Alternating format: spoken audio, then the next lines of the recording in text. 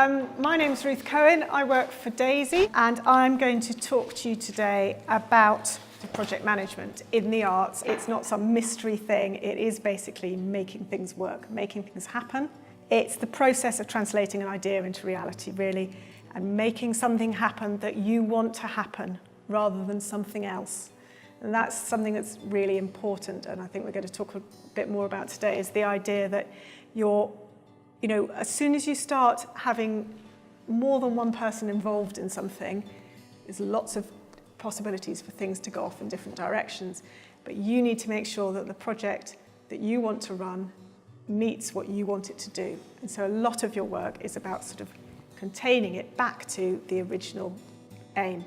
It can all spread, and project management is very much the science of keeping that all together and neat. That's all, really.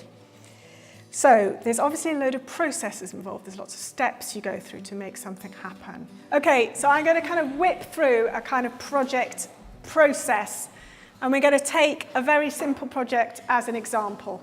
The first thing you need to think about is why you're doing it. What is the fundamental thing driving this project? When we work, it's about a need or a gap. So it's about there being something that isn't happening.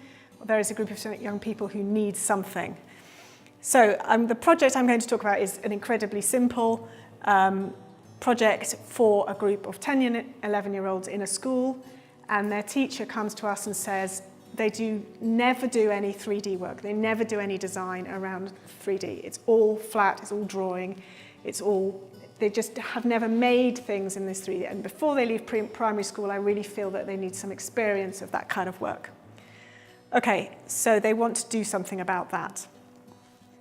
How do we know that this is a problem? Well, in this case, it's very obvious because the teacher has told us. They've looked at their work across the years, and that's come up with, are there any other drivers for this project? There's likely to be other things going on. It might be, often in a school, there is a secondary thing happening. So they do want 3D design opportunities for their 10 and 11-year-olds, but also the garden is looking a bit grotty, and they'd really like a new sculpture. They'd really like something that kind of makes that space look inviting for the children to play in and shows the parents that they care for the environment and that it's nice. But that can be something entirely different. It could be to do with the fact that there is some new funding around just this particular thing, so there will be other factors at play. The last thing about why you're doing it is, are you the right person to be doing it? There are lots and lots of ideas in the world, and lots of people come up with lots of them. You need to work out if you should be doing the project. And for Daisy, this project would meet our organisational objectives, so that's just fine. It's about arts, it's about young people, it's about new opportunities. That's great. And then it's firming up exactly what it is you're going to do. What's the overall aim of the project? So the overall aim is to provide new creative opportunities. The objectives for this project are that children experience 3D design work, they experience 3D making, they get a permanent decorative artwork for their garden. Okay, so you've drilled down from the great big aim to some very specific objectives that you want to achieve through the project. So who should we consult about this project idea?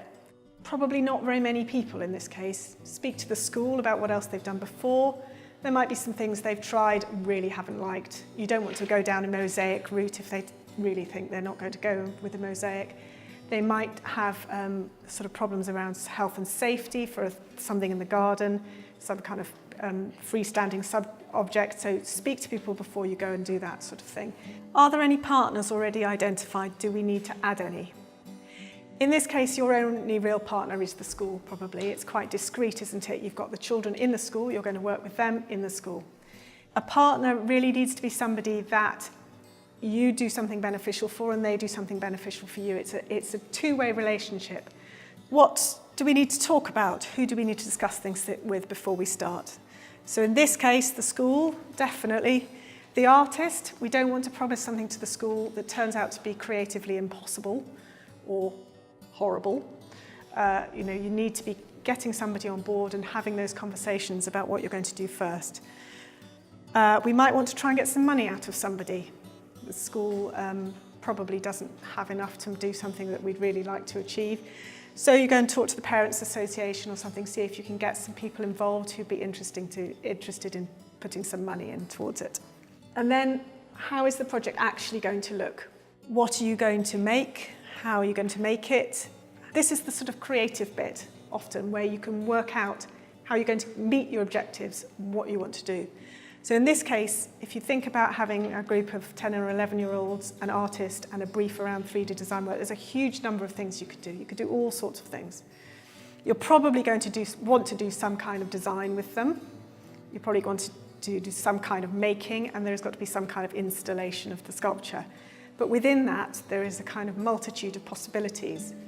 You could do days and days of design work. You could go out and look at other examples of public art. You could go look at galleries. You could research different artists' work. You could make maquettes. You could make full-size things. They could all contribute to one thing. So those activity strands is you just designing what you want to happen. Obviously, that's closely linked with your budget. If you've got lots of money, you can do lots of things. If you've got less money, you've got less time to pay your artist. You've got less materials. So those two things are linked very closely together. And the budget, you need to work out where things are coming from. The school will need to pay for some of this, probably in this case. You could look for a grant. You could look to a local trust or foundation that might be interested in supporting that school. You could look to the parents. And then you've thought about all sorts of things and you need to pull it all together into a sort of tight plan. So you need to work out exactly what you're going to do when, how much it's all going to cost, who you're working with, how you're working with them, how you're going to market it. It's pointless doing something and nobody knowing about it. It's pointless doing something and nobody coming. You've got to get the word out there somehow. Sometimes that comes really early on because you need participants and you need to be marketing out straight away. Sometimes it's later. And then you have to develop an evaluation strategy. And that is about working out what went well against what you tried to do. Did I achieve that bit? Did the children have some 3D design time? Did they do some making together? Did we get a sculpture that looks good? But you need to be planning that before you've done the project. You need to know how you're going to work out whether it's been successful before you've done anything. So the planning of how you're going to ask about it, how you're going to find out if it's been successful, comes before you actually do anything. Okay, so then you're into the actual main project. You book all your dates, you write some contracts, so you know exactly who's responsible for what they're being paid, what they need to do for the money, what the school needs to do in this arrangement, how much all your materials are going to cost, who's going to set things up. You're monitoring as you go along, so you know before it's too late that things are going well. You evaluate to make sure it's successful. You promote it, you report back to your funders, and you look for what next. So thank you very much for listening. I definitely think people benefit. I think it's important to realise the importance of projects like this and the way in which you can involve more than just your photographic community. You can bring photography and art to more people.